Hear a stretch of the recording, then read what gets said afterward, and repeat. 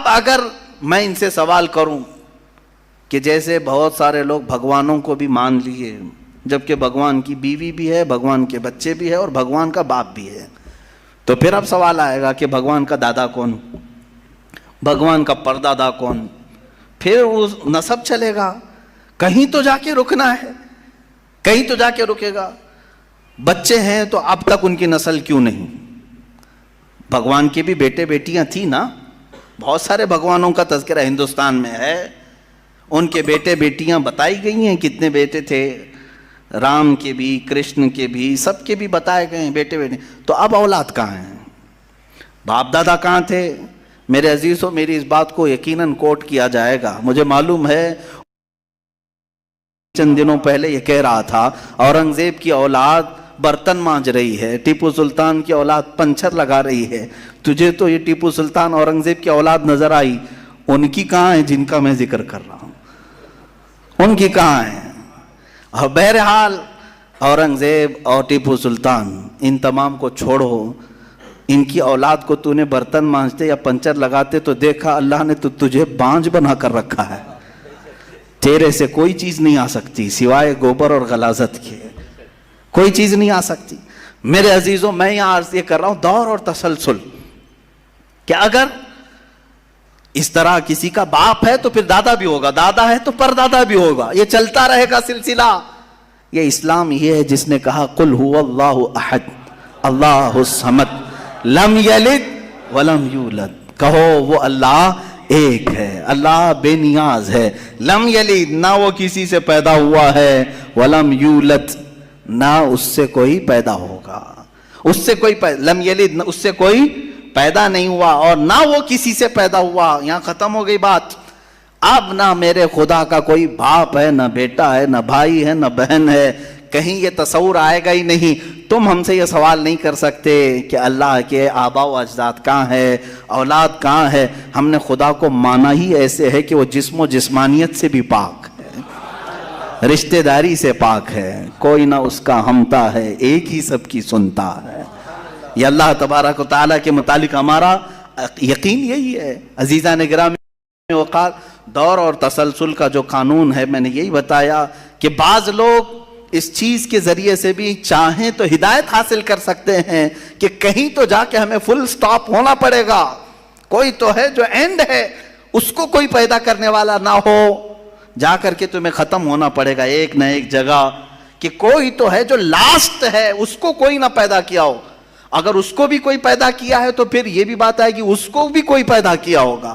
تو ہمیں ایک ایسی ذات ماننی پڑے گی جس کو کوئی نہ پیدا کیا ہو، تبھی جا کر کے ہم یہ کہتے ہیں وہ جو ذات تم جا کر اینڈ ہوگے اسی کا نام اللہ رب العزت ہے، جس کو کسی نے پیدا نہیں کیا۔ یہ اسلام کا بہترین عقیدہ ہے۔ میرے عزیزو، توحید کسے کہتے ہیں؟ اب بات آتی ہے، وجود کی بات ہو گئی، اللہ ہے اتنا تو ماننا پڑے گا، اس کے لیے تو بہت ساری دلیلیں بچے بھی پکڑ کر کے بتا دیں گے۔ ایک خاتون، ہم نے بچپن میں پڑھا تھا، ایک بوڑھی عورت چرخہ سل رہی تھی، اس سے جا کر کسی نے پوچھا کہ اللہ ہے کہ نہیں ہے، تو اس نے کہا ہے۔ کیا دلیل ہے؟ کہا یہ میرا چرخہ جو سل رہا ہوں اسی یہی دلیل ہے اللہ کی۔ کہا کہ کیسے؟ کہا یہ چرخہ اس سے کپڑے سلتی ہوں، جب تک میں چلاتی نہیں یہ سلتا نہیں، مشین سلتی نہیں ہے کپڑے، اسی سے میں نے یہ یقین کر لیا کہ میرا چرخہ میرے چلائے بغیر نہیں چلتا، تو نظام کائنات پورا بغیر چلائے کیسے چلے گا؟ کوئی تو ہے۔ یہ ہو گئی بات وجود کی، کوئی تو ہے۔ اب آتی ہے توحید کی بات، کوئی تو ہے، اب ہمیں یہ بتانا ہے ایک ہی ہے، کوئی تو ہے لیکن وہ جو ہے وہ ایک ہی ہے۔ یہاں پر بھی ہمیں اسلام نے جو فلسفہ دیا ہے، قانون دیا، وہ بہت ہی پیارا ہے۔ اس کی وجہ کیا ہے؟ میرے عزیزو، چلو اب ہم توحید کی طرف آتے ہیں۔ توحید کہتے ہیں ایک ماننا، ایک ماننا۔ حقیقت میں دیکھا جائے تو دنیا کے اکثر مذاہب میں توحید کا شروع میں درس رہا۔ عیسائیت جو آئی ان میں بھی تھا، بعد میں یہ تثلیث کے قائل ہو گئے۔ یہودیوں میں بھی اللہ کو ہی مانتے، خدا کو ہی ماننا ہے۔ ہندوؤں میں بھی ایک کا ہونے کا تصور کتابوں میں ان کے موجود ہے۔ یہ اور بات ہے کہ انہوں نے ملا دیا، مسالے لگا دیے، الگ الگ ہو گئے۔ خالص جو اپنے دین پر باقی ہے الحمدللہ وہ اسلام ہے آج بھی. اللہ رب العزت ہے اور وہ ایک ہے، ایک ہے. اس پر کیا دلیل ہے؟ اس پر بھی دلیلیں دینی ہوں گی مسلمانوں. عقلی دلیلیں بھی ہیں، نقلی دلیلیں بھی ہیں. نقلی دلیلیں ہمارے لیے، نقلی کا مطلب ہوا کسی جگہ سے ثابت ہے، قرآن سے حدیث سے یہ ثابت ہے تو یہ نقلی دلیل. عقلی جو عقل بھی جس کو تسلیم کرے، عقل جس کو ایکسیپٹ کرے، وہ کیا ہے؟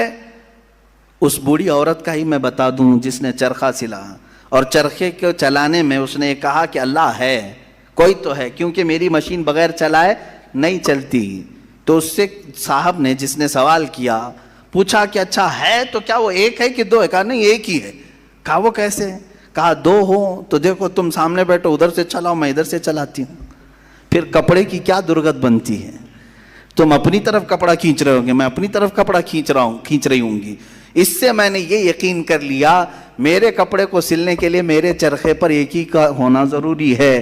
دو بیٹھیں گے تو کپڑا پھر پائجامے کی بجائے کرتا ہو سکتا ہے، کرتے کی بجائے چڈی ہو سکتی ہے، کچھ بھی ہو سکتا ہے، کچھ بھی سل جاتا ہے. تو دو لوگ ایک مشین کو سلنے جائیں تو نظام درہم برہم ہو سکتا ہے. تو ایک پورے کائنات کا نظام اگر دو لوگ چلانے لگیں تو ایک دن ایک کہے گا نہیں میں آج بارش برساؤں گا، دوسرا کہے گا نہیں میں آج دھوپ ڈالوں گا، تیسرا کہے گا کہ نہیں میں آج چھاؤں ٹھنڈی پیدا کروں گا. تو یہ تو انہی کے درمیان جھگڑا ہوتا رہے گا. اسی لیے قرآن نے بھی کہا لو کان فیہما آلہۃ الا اللہ لفسدتا، اگر ان کائنات میں زمین و آسمانوں میں خدا کے علاوہ دو ہوتے تو ضرور اس میں فساد ہوتا، ضرور اس میں نظام درہم برہم ہوتا. میرے عزیزوں یہاں دیکھ رہے ہیں ہم بہت سارے نظاموں کو، کمیٹی کا مسئلہ ہے، مسجد کا مسئلہ ہے، بہت سارے چیزیں دیکھیں. صدر صاحب کچھ اور کرنا چاہتے ہیں، نائب صدر صاحب کچھ اور کرنا چاہتے ہیں، سیکریٹری کچھ اور کرنا چاہتے ہیں. حکومت میں جائیں پرائم منسٹر کو اور چاہتا ہے، ہوم منسٹر کچھ اور کہتا ہے، اس کی تو بڑی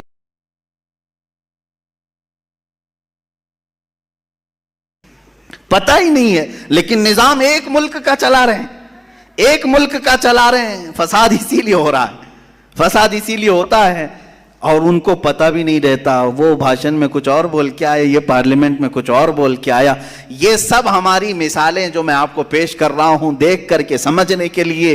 ایک سے زیادہ جب ہوتے ہیں تو عقلوں کا ملنا ضروری نہیں، ہر ایک کی عقل الگ الگ چل سکتی ہے. اب آئیے کوئی کہہ سکتا ہے نہیں بھائی اتحاد سے بھی تو کام ہو سکتا ہے، یونٹی سے بھی تو کام ہوتا ہے، کچھ جگہ ہوتا ہے نا. کوئی اگر کہے کہ خدا ایک نہیں دو ہیں اور دونوں مل کے کام کرتے ہیں، دونوں مل کے کام کرتے ہیں، تو اب میں آپ کو کہتا ہوں ایک نمبر والا خدا وہ کہتا ہے آج بارش برساؤں گا. دو نمبر والا اگر اتحاد کرتا ہے اور کہتا ہے کہ نہیں ہاں تو جو کرے گا وہی میں کرتا ہوں، تو یہاں پر قانون یہ تفسیر میں فرمائے گا دوسرا والا تو عاجز ہو گیا، وہ مختار نہیں ہے پھر فیصلہ لینے میں. اور عاجز جو ہوتا ہے وہ خدا نہیں ہوتا، خدا وہی ہوتا ہے جو مالک و مختار ہے، جو خود فیصلے لے گا اور اس میں کسی کو شریک نہیں کرے گا. تو اگر دوسرا والا مان گیا اس کی تو وہ خود عاجز ہو گیا، اس کی اپنی نہیں چلی. دوسرے دن دوسرا چلایا اور پہلے والا راضی ہو گیا تو پہلا عاجز ہو گیا.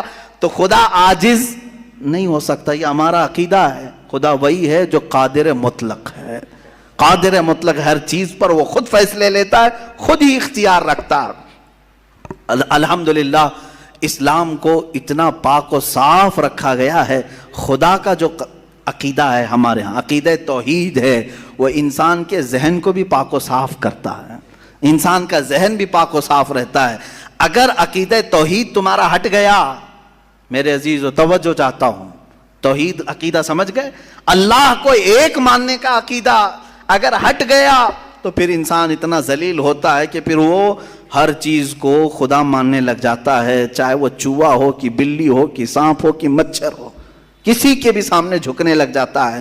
توحید کا عقیدہ اگر ذہن سے ہٹ گیا، اللہ کو ایک اور بڑا ماننے کا عقیدہ ہٹ گیا، تو ہم نے ان لوگوں کو بھی دیکھا ہے جو عورتوں کی شرمگاہوں کو بھی عبادت کرتے ہیں، بہت ساری غلاظتوں کو بھی پوجتے ہیں. میرے عزیزو یہ کب آتی یہ چیز؟ جب عقیدہ توحید انسان سے ہٹ جاتا ہے تو وہ بہت ہی نیچے گر جاتا ہے. اللہ تعالیٰ نے ذہنوں کو پاک رکھنے کے لیے یہ ہمیں کتنا بہترین عقیدہ دیا ہے، اور وہ ایک ہے، اور الحمدللہ مسلمان اسے آج بھی ایک ہی مانتے ہیں۔ کئی چیزیں ہیں، میں یہ علم الہیات پر آج بات کرنا چاہتا تھا، پہلے وجود باری تعالیٰ، اور دوسرے اللہ کے ایک ہونے پر۔ ایک ہونے پر سب سے بڑی دلیل یہ ہے، ایک سے زیادہ ہوں گے تو نظام درہم برہم ہو سکتا ہے، اور اب تک نظام درہم برہم نہیں ہوا، اس کا مطلب ہے کہ ایک ہی چلا رہا ہے، ایک ہی چلا رہا ہے۔